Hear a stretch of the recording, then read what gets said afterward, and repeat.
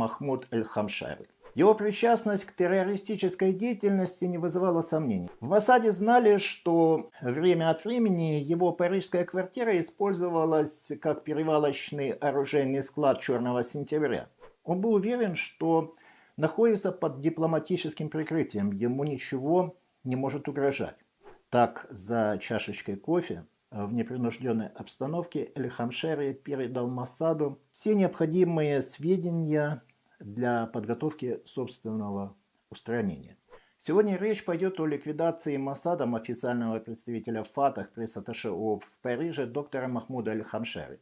Он стал вторым из списка приговоренных в рамках операции возмездия за убийство израильских спортсменов на летних Олимпийских играх в Мюнхене, операции израильских спецслужб под названием «Гнев Божий». Привет всем, здравствуйте, меня зовут Александр Брас, я писатель и ветеран спецподразделения по борьбе с терроризмом. Вы на моем канале «Мировая история террора».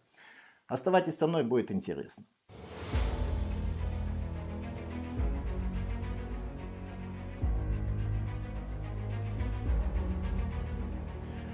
В конце 1972 года Управление специальных операций Майка Харари получило новое задание. Пресс-атташе ООП в Париже, официальный представитель ФАТАХ доктор Махмуд эль-Хамшари.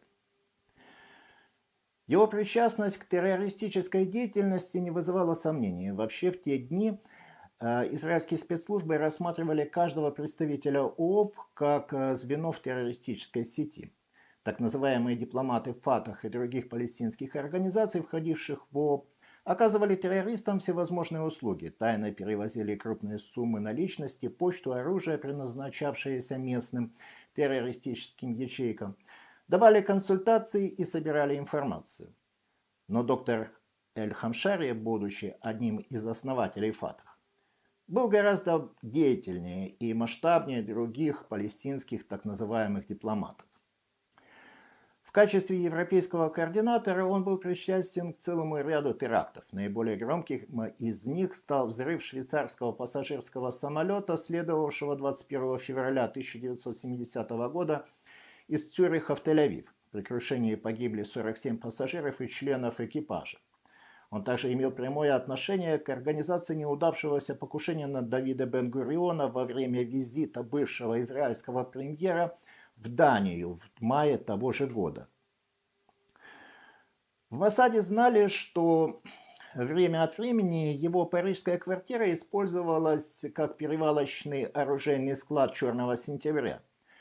Он методично создавал для «Черного сентября» так называемый банк целей, собирал информацию о потенциальных иорданских и израильских объектах, которые могли служить удобной мишенью для террористических атак. Уничтожение Махмуда эль-Хамшари стало бы не только справедливым возмездием за гибель израильских спортсменов на Мюнхенской Олимпиаде, но и нанесло бы серьезный удар ФАТАХ и Черному сентябрю. Доктор Махмуд эль-Хамшари, как и большинство лидеров палестинских террористических организаций, был человеком культурным и высокообразованным. До приезда в Париж он несколько лет провел в Алжире. В 1962 году он был назначен руководителем местного алжирского филиала ФАТАХ, а после образования ООП в 1965 году эль-Хамшари был назначен на пост директора управления алжирского отделения ООП. В алжирский период Махмуд эль-Хамшари успел выучить французский язык, окончить университет и даже получить докторскую степень по истории. В 1969 году, после того, как Ясер Арафат был избран председателем исполнительного комитета ООП, Махмуд эль-Хамшари получил назначение в Париж. ООП арендовала для него просторную многокомнатную квартиру на втором этаже в доме номер 175 по улице де Алезия. Он блистал на дипломатических светских приемах, в отличие от старавшегося держаться в тени римского представителя ФАТАХ и Черного сентября Ваэля Звайтера, ликвидированного Моссадом 19 октября 1972 года.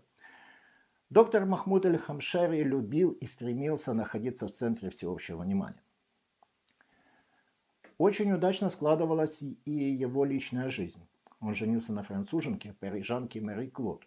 В 1970 году у них родилась дочь Амина. Мари Клод даже представить себе не могла, что ее муж ведет двойную жизнь.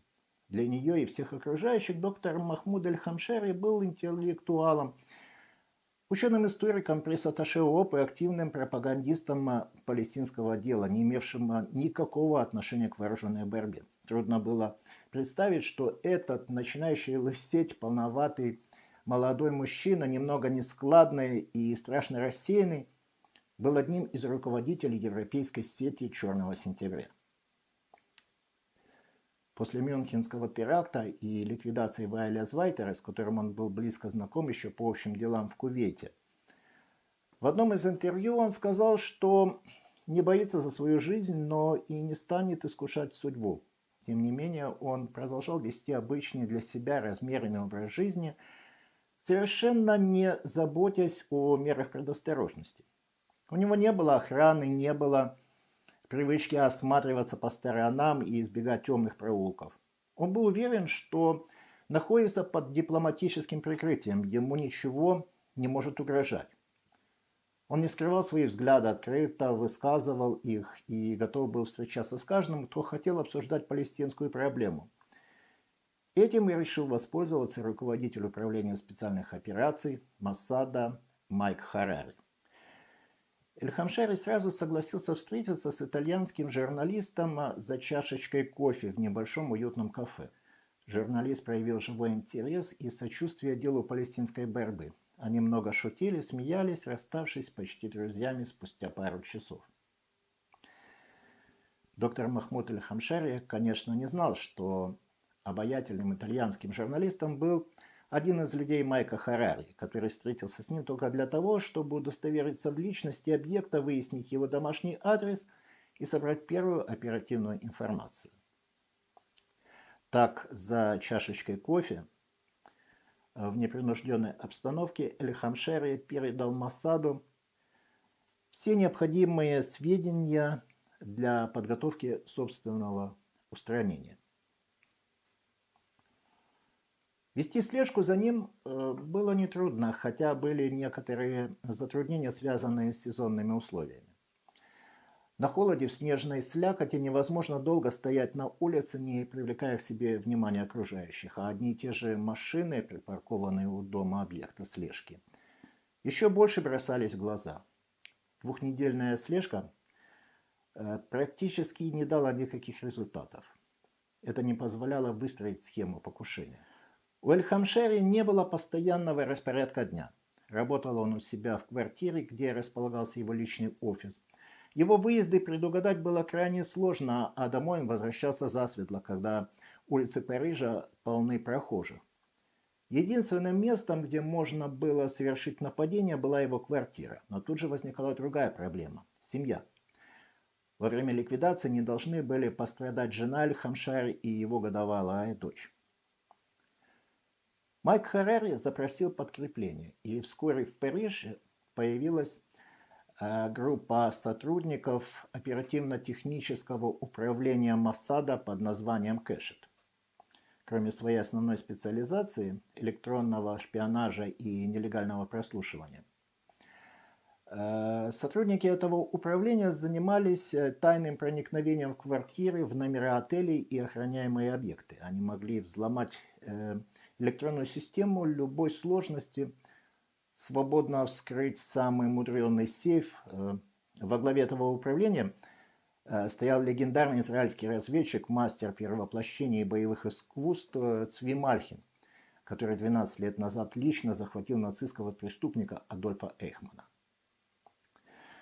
Утром 7 декабря 1972 года итальянский журналист договорился с доктором Махмудом Эль-Хамшери о новом интервью. Они встретились в небольшом бистро на другом конце Парижа, напротив штаба Лиги арабских государств.